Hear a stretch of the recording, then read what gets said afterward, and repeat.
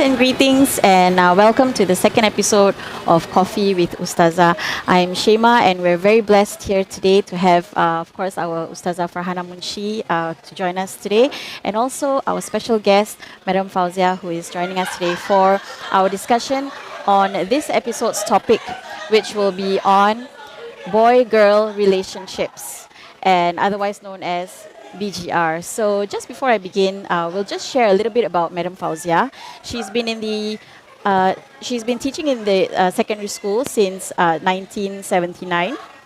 So she has been around for a few decades. She was also a discipline mistress, and also she was involved in student counseling services. And so before we go further into the topic, we just want to talk a little bit about boy-girl relationships, a basic understanding of how it is quite prevalent among teenagers. And I was once a teenager, we were all once teenagers, but our exposures and experiences are different. And so it is a concern for a lot of parents, guardians, and also even friends and families as well. So this is a hot topic, and we are about to go into detail on this topic of boy-girl relationships. So actually, before we go deeper into the subject, maybe we want to look in a chronological manner on how boy-girl relationships have actually developed over the years from our grandparents' time, how I would say boy meets girl, and in terms of modesty level and how it has evolved over the years. So maybe Madam Fauziah can share with us from your teaching experience in terms of the evolvement or development of boy-girl relationships from the 70s or and beyond. Yeah. Yes, if you mention the 70s, that's when I was in school. And in school, the way we were brought up, and then also not just our own family members, our parents, but also even teachers and friends at that time, we were rather conservative. We were not forward with meeting guys or the boys. We hardly mingle with them. And when we do, it's strictly schoolwork. Or at that time it was called ECA. Now it's CCA. So when we have outings or activities, it was just that. Anything other than that, after school hours, is a no-no. So we were rather, I would say, conservative. But I started teaching in 1979. That's when I see a slight difference because one, I wasn't a teenager. No, I was still a teenager, but I was playing the teacher role. And I could see as I, continued teaching till I was in my 50s, until I reached my 50, I did see increasing numbers of students, not just Muslims, but also non-Muslims, getting into such relationships quite easily. And they are quite comfortable. So I do see that change over the years as a teenager, as a teacher, and then now much older, having my own children.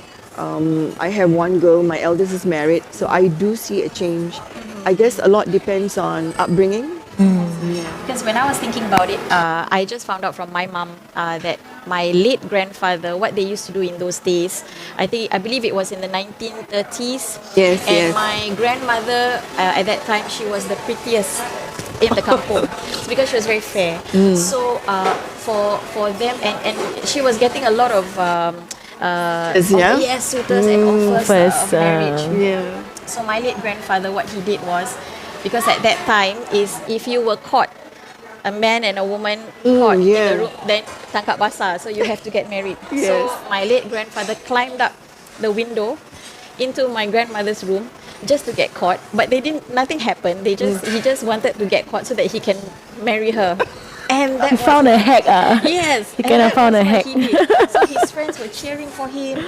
So when we thought about that, because it got me thinking that his mind was, I want to marry this girl.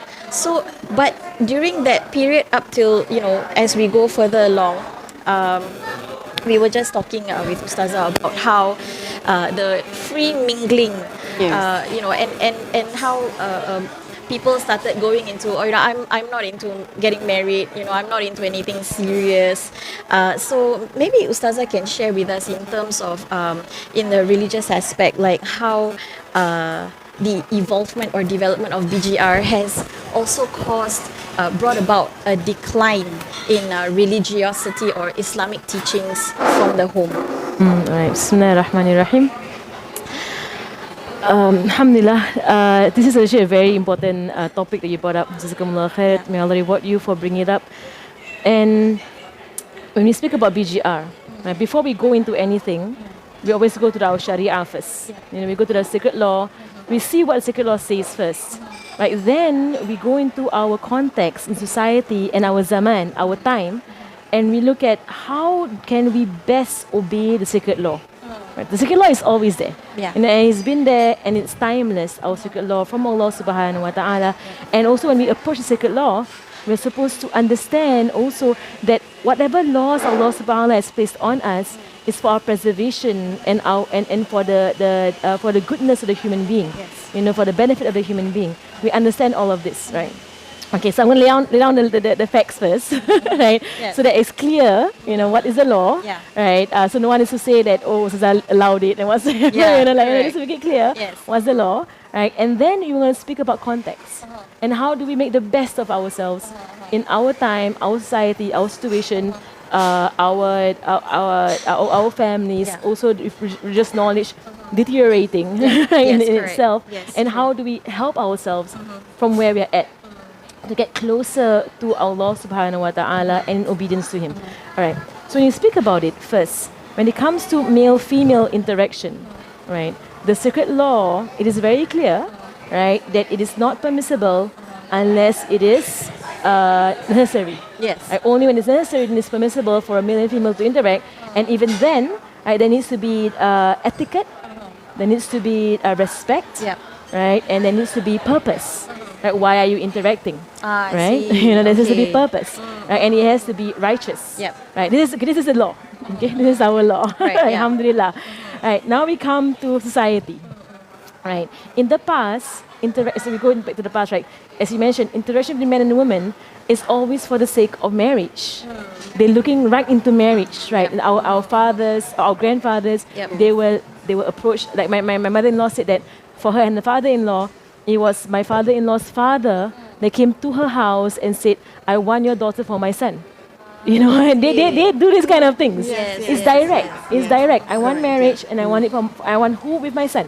You know, and traditional societies today, like when I was studying in Hadramaut, that's how they would do it. Right? Someone would have a child, and they say, "Okay, your daughter for my son." You know, that's how they would do it. In our time, as you have mentioned, right, interaction between men and women. Has become, you would say, you know, for fun. You know, there's a friendship going on. People have friends from the opposite gender, right? And you know, and this has come. We have come to this because, of course, we are in a society whereby we mix, right? You know, it's something that you cannot avoid. Right? I'm from secular school. I was from an all-girls school, the Jakarta girls. Right? But I went to JC, I went to university. Right? All of this, you know, you meet the boys. You know, and when you meet the boys, you talk to the boys. Definitely. Right? You're in the same class. In the same class. You have no choice. You have projects together. You have CCA. You have whatever. Right. So male and female interaction now has become not for marriage anymore, right? But it is just fun. You know, and it's enjoyable. It's friendship, companionship, and whatsoever. It has teared off, right? The original purpose when a male meets a female, and coupling that with the teenage years, you know, whereby traditionally people marry early. You know, but in our time, it's our time, and it's not a fault, but it's our time whereby we go through education first, and by the time you're done, you are maybe 23, 24, 25, you know, and then you have to work a bit, and you have to, you know, like, so then the marriage age has necessarily, in our time, been pushed. Right. So the teenager is now caught in this position whereby from her or his natural human tendency, right? They are gravitating towards the opposite gender. It's natural for human beings. We must also understand that it's natural. Human beings, males are naturally attracted to females, and the other way around. We must understand that first. Our religion also knows that, and our religion acknowledges that, right? But the religion gives us ways, right, for it to happen. But society has happened that we can't take those ways yet. We can't get married at Sec 2, at Sec 3. You can't get married. Even the law doesn't allow it. Right, if I'm not wrong. I think it's not age 18. Right? Even the law doesn't allow it for you to get married. Right? So now what has happened is that this BGR thing comes about. And also with the media influence, right, whereby now we have ideas, right, from people who are not on the Sharia, right, whereby I can mingle and I can have fun, and I have no intention of marriage whatsoever. So these ideas all are coming in, through the media and everything. So we're having this going on in society. It becomes something that is, there's nothing wrong. Everybody's doing it, so why can't I? That sort of thing. And also my parents are not here, they're not looking. So it becomes a sort of norm for them. And because when we look at that, we move on to from the chronology onwards, and how the perception of love becomes different. It has also evolved over the years, how the teenagers view love and relationships. So from Madam Fauziah's experience, perhaps you can share, are there any sort of education being done or on how the teenagers can actually be aware of their own sexuality and so on? Alhamdulillah, I think in Singapore, maybe in some other countries I'm not quite sure, but definitely in Singapore, our education system does put aside time for sex and sexuality courses or programs in schools. I see. Maybe the names have changed, the terms have changed during my time, and then even when I was teaching at first in the 70s, and then now the names have changed, but it's still the same, and they are constantly revising it because now is the internet age. Internet everywhere. You go to YouTube, you go Google, you can do whatever you like. You can get all sorts of information. So based on that, they have programs for students in schools, but the programs are not every day. It's probably once a week or over a couple of weeks, where they have external vendors to come in and touch on such topics for the students. So they touch on a couple of things. They talk about growing up years, your body is changing, your mentally you are changing to not just physically but also mentally, emotionally you are changing. And how do you manage that? Even your emotions, how do you manage your emotions? Plus all the other things involved, what happens if you get involved in a relationship, how do you manage that relationship, what do you do? Do you abstain or do you go further? If you go further, what happens? So all these are discussed in schools and teachers are trained. But I guess it's not enough probably, because you cannot just rely on teachers. It has to start from home. So the first educators should be the parents. But then how many parents are very comfortable about talking about the birds and the bees? Even I myself as a mother, I didn't know how to approach it. But when I see, they call it teaching moments. Those teachable moments that you can find, that's when you come in and you talk about it. So I do that at home, and then in school it's the same thing. I was asked to teach a program like that with my other fellow teachers who are trained to handle sexuality issues. So we do that with our classes, with our form classes, and that's how we get to know them a bit more. They are more comfortable with us because being form teachers, they will talk to us, they'll ask questions. They are able to open up. It's when they see strangers, sometimes you'll be surprised. They did say it's easier to talk to strangers because I tell you now, I'm not seeing you again. Correct. But if I tell my form teacher, she's going to remember what I've asked her and what I've said. So they do have some reservations with a form teacher. or with a teacher from the school. But when it's a vendor, an external vendor, and they have all these trained teachers come in, they let it all out. Okay. And that's when, because we have made an agreement, if they have heard anything, or they feel that they should ring an alarm bell, they should come and tell us, the form teachers or the teachers of the school, if they feel that they should discuss certain matters with us. It's not to be kept quiet and that's it, they go off and then it's all forgotten. No, we do have an arrangement with them. Usually when I was teaching at that time, that was what we did.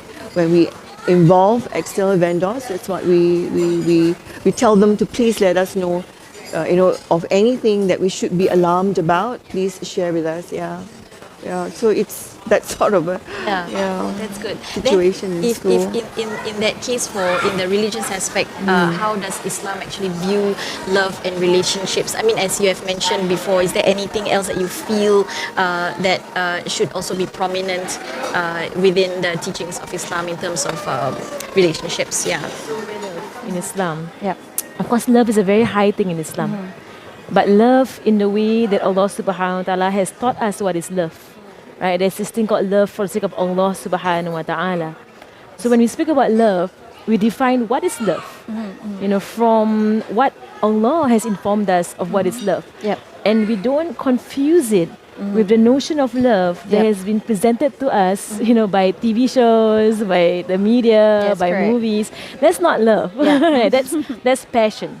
Right? People have confused love and lust. Right? Lust is one thing, love is one thing. Right? Love can extend to all of humanity, right? Men and women. You love humanity as a whole. You love God. Right? You love your children. You love, so that's love. Right?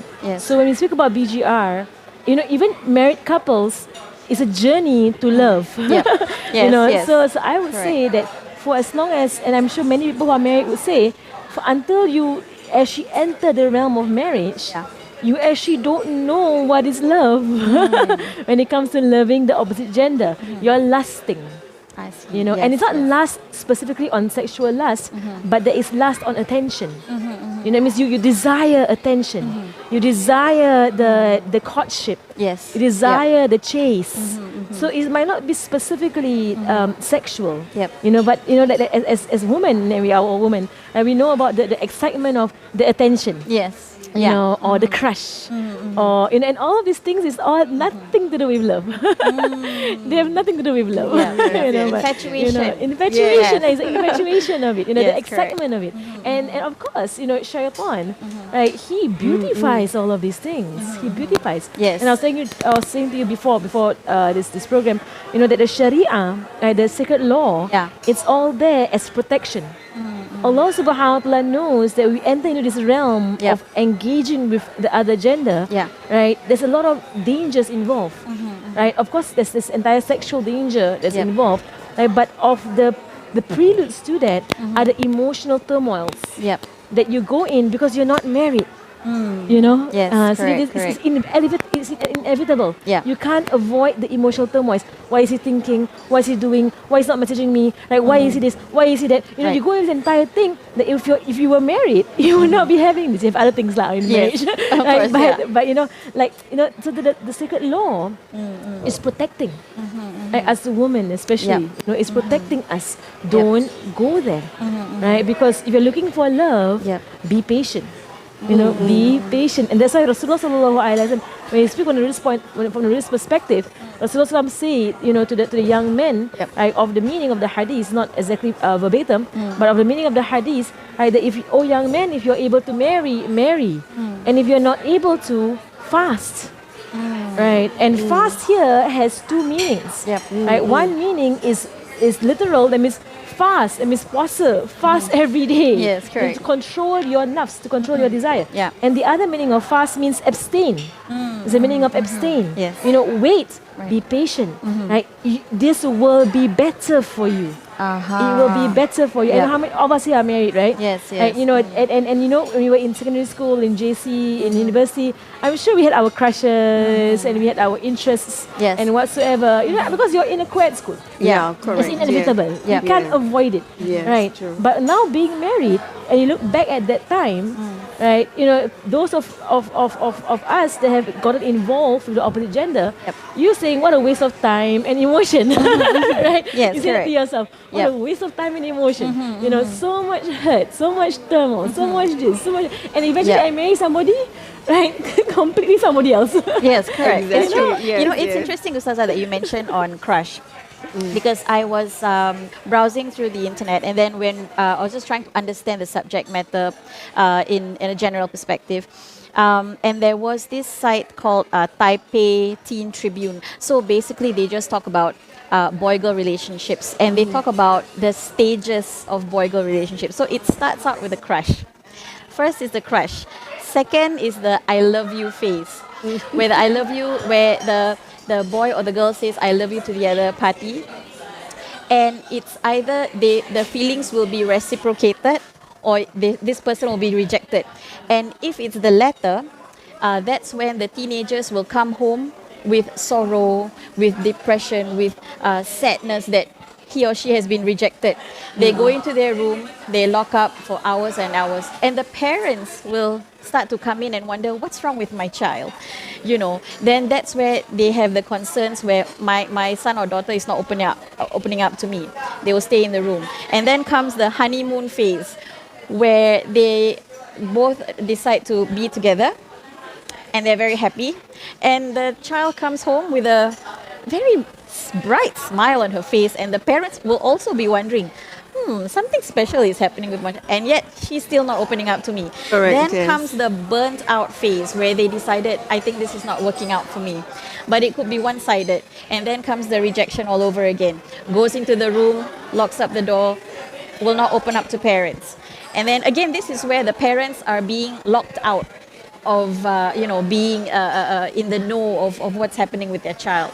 And then comes the freedom of breaking up, and then lastly is finding another half. And then it starts all over again. So these are actually the stages of relationships in teenagers, which brings me to the question of trying to understand how parents can actually allow the child to open up to them. Yeah, maybe Madam Fauziah can share first if you have any maybe ideas that advice for parents who can allow. That is the most difficult part, I would say. I see. Even as a parent myself. Yeah. But I guess it takes a lot of patience, like what Ustazah was saying. Yes. You need to, because when you love the child so much, when you love someone, or when you care for someone, you're willing to wait. So you must have that patience to, wean out from that child, to open up to you. Right. You just have got to wait. And whatever teachable moments there are out there, seize it. And that's the best time to talk about it. So in school, normally students don't open up to their teachers. They always open up to their own peers. And that's where the danger comes in. Yes. So who do they open up to? If it's a peer, a student, a fellow student, a fellow classmate or schoolmate who is trustworthy, then fine. It is under wraps. It's just between the two of them or a few of them. But when you find someone who has ulterior motives, you find that the stories go woo, spread like wildfire. Correct, this girl, or this girl and this guy, and that's it. So we normally tell them if they have problems or if they have issues that's bugging them,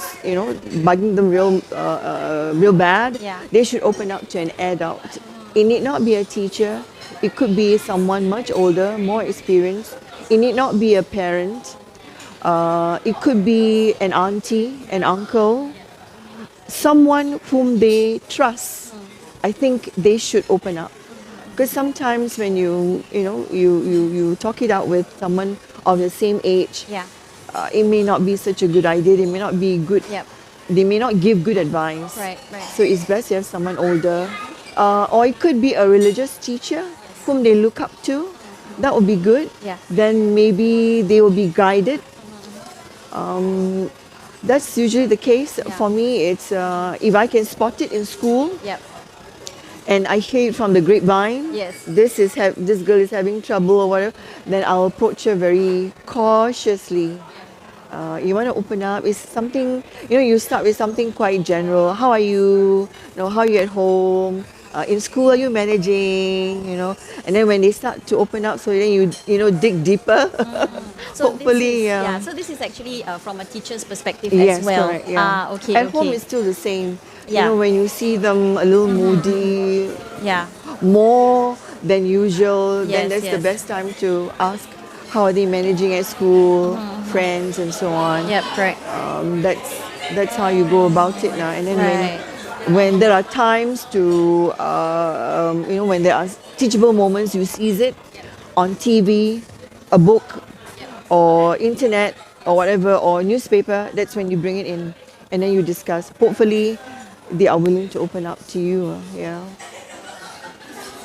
I was just wondering, right, when we talk about being patient, so there is shaitan who will come and whisper in your ear and say, hey, I wonder, will it be nice to hold her hand or hold his hand, and then because the distance will get closer, and then the whispering will be stronger and stronger because it starts with holding the hand. Maybe going further into getting physical. So that is probably mostly from the whisperings of shaitan. So is there anything that how we can actually try to infuse that in our teenagers, saying that you have to be patient, because they are curious. Yeah, they're at that age where hormones are raging. They're curious about what's it like to hold his hand, and then I want to make sure that she's mine and nobody else can have her, that sort of thing. So how can we actually infuse that in our teenagers to actually be patient and know that holding hands, getting physical is all the whisperings of shaitan, and you will not get anything out of it but more despair. Yeah. How do you think we can actually share that? It's quite a challenging question because I would also feel. Because subhanallah, this really brings us back to the basics, of this child's Islamic education. Right. Yes. Which goes back to the parent, how educated are they to educate their child?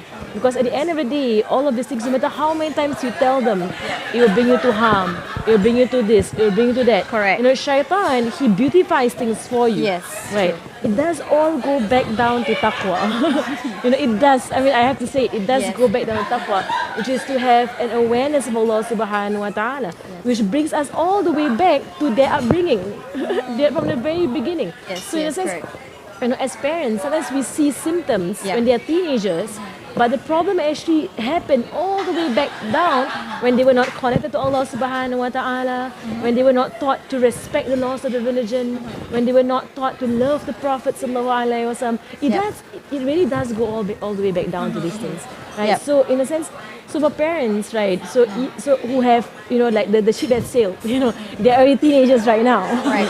And you miss the entire first part of the tarbiyah, the bringing up of the child. Now she's a teenager and she likes boys, Yes, and that's correct. good. She likes boys, like girls. Yeah, true. That's also another aspect thing already, altogether. yes. It's natural. Right? So the first thing for the parents to understand, it's natural for like boys. Yep. It's in the human being like that. Yes. But now she needs to have an awareness of God. Because you see, going here anywhere, right? This realm of DGR is playing with fire. Because you have, at least if you're in secondary school, there's probably a good, you would say 5 to 10 years before you can actually get married, which is the goal. Yes. Right. So it's a lot of time to play. Yep. And shaitan's on your case. Yes, correct. So which is why as parents at this point, the teenager, they need to be engaged in other ways. And when I speak to some of my students, I used to give tuition. Correct. A lot of them go into it out of boredom. they're bored. Yes, yes. Right, so it's not marriage, it's not what, it's just they're bored. Yeah. Their friends are in it, it's nice to have attention, to have gifts, to have this, to have that. So it's of course the intention is all, something else, it's not marriage. Correct. Right, so as parents, when you see your child go into it first and foremost, don't freak out. Yeah. Don't scold them, get angry, whatsoever. All you do in doing that is drive them away. Don't do that. Right? So when you find out that they have gotten into this, or you know that they're interested, don't be shocked. It's natural. Your child is a human being. Yes. It's natural. Right now, what you have to do is guide. Guide. So, oh my child, right? That okay, I know that you like this so and so boy, so and so girl, whosoever. I know you're interested in them. Yes. Right. But right now, you are right now. What's important for you is to focus on your studies. What's important for you is to go and learn your religion. Right now, I want you to do this, right? Okay, and then you teach them about tawakal, you teach them about, like if it's meant for you, right, you will marry him.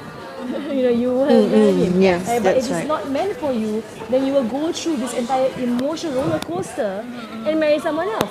Yes, correct. Yes, true. In a sense, you do that and get through to them, right? So in a sense, and then you will be distracted from your studies. You come from the practical aspect also. You'll be distracted, right? You will be in turmoil. You'll be perturbed. Yes. A lot of things will happen. Of course, the sweet parts, right? But there's also the nasty parts. Yes, correct. Right? So as parents, you have to be the guiding voice. In your teenager's life, be the guiding voice, not be the don't be the jatuh. Sorry. Losing the sound. Because We'll just wrap it up. Right. So as parents, right, we just have to be the guiding voice, right? The friend. Right. Imam Ali said that from the age of 14 to 21. Yeah. This is basically our age group, right? Yes, correct, 14 to 21. Yeah. Because they go by 7 years. 1 to 07, 7 to 14, 14 to 21. Even now, you might say that in primary school they have already begun, right? But it's true. Okay, but we're gonna focus on the 14 21s first. Yeah, correct. The primary school ones, they just bored. Okay, never mind. We go to the 14 21s first. Sayyidina Ali said that in this age of the 14 to 21, you mentioned last session, right? In this age of the 14 to 21, they don't take you to be their boss anymore.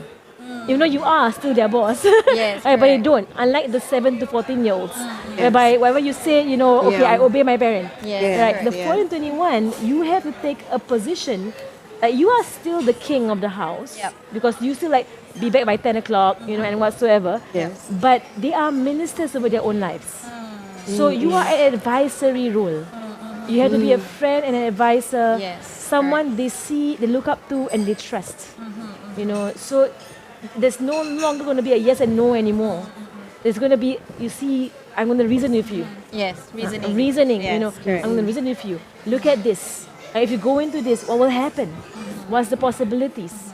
If you don't go into it, what will happen? What's the possibilities? What are your fears? Do you fear that you will have no one later on in life? Do you fear rejection? Yep. Do you fear that he will find someone else? Do you fear? What are your fears? Yes. And then from the religious point of view, from Islam, you address the fears. That we know that Allah Subhanahu wa Taala has written for you. Yes. Your rizqi, and your husband is your rizq. Yep. And so, in a sense of a gentle voice, an understanding voice, a compassionate voice, to understand and to tell them that I know what you're going through. It's not per se. It's not wrong. Yep. Because it's human, right? But what you do with it can make it right or wrong. Yes. That's what Islam does for us. MashaAllah. Thank you so much, Ustazah, and also Madam Fauziah, for coming over to share with us on the hot topic of boy-girl relationships. And we could just go on. Yes, correct. Being mothers and so on. So we want to thank WALAKU Cafe for hosting us in this giving us this space to have a chat. And I like the sign actually that says we have no Wi-Fi, talk to each other, which is very good. And thank you so much, WALAKU Cafe, for hosting us, to give us the space to talk about BGR. And we'll see you, inshallah, next episode on Coffee with Ustazah. Seeker's Nest. Take care. Thank you.